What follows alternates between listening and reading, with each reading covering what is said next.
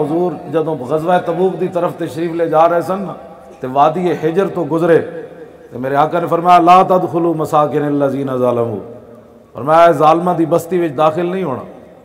ہاں جی، جتے کڑیاں نچن مڑ کے تے پھر محفل ہو جائے، یہ تو حضور دی وجہ ہے۔ ہاں جی، ورنہ تو تے اللہ دا عذاب نازل ہوندا۔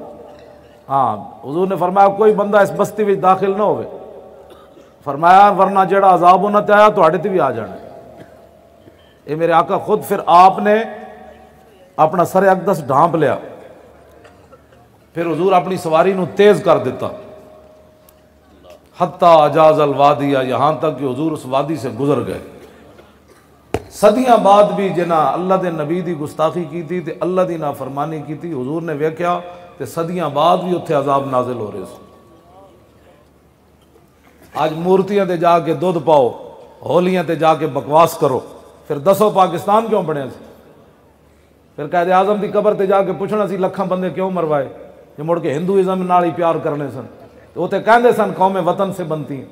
ہاں جی، پھر لکھاں بندے دے کیوں تسی مروائے؟ 70,000 کڑیاں چک کے ہندو سکھ لے گئے۔ غلام محمد بھٹی کتاب لکھی اور تازہ تازہ مریا، وہ پاکستان بنن والے اس بڑی عمر سی، 104 سال دی عمر وچ مریا۔ انہیں کتاب لکھی در یار سے لے کر در یار تک، وہ انہیں لکھیا 68,000 عورتیں چک کے لے گئے بچیاں۔ انہیں لکھیا جڑیاں لکھاں کڑیاں مسلمان اپنی دھیاں دے گردناں کٹیاں وہ علیحدہ سن۔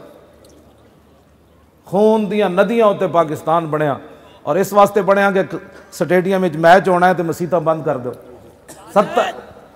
توجہ بھائی، لعنت نہیں، لعنت انہاں دے پہلی ہے جڑے حضور دی عزت دے پہرے دار نہیں دے سکتے، انہاں تے لعنت۔ تسی میری گل سنو، لعنت، توجہ بھائی گل سن میری، ایڈے تسی نیک ہوندے تے انہاں حکمران بننا سی چلے۔ ہاں ہاں ہاں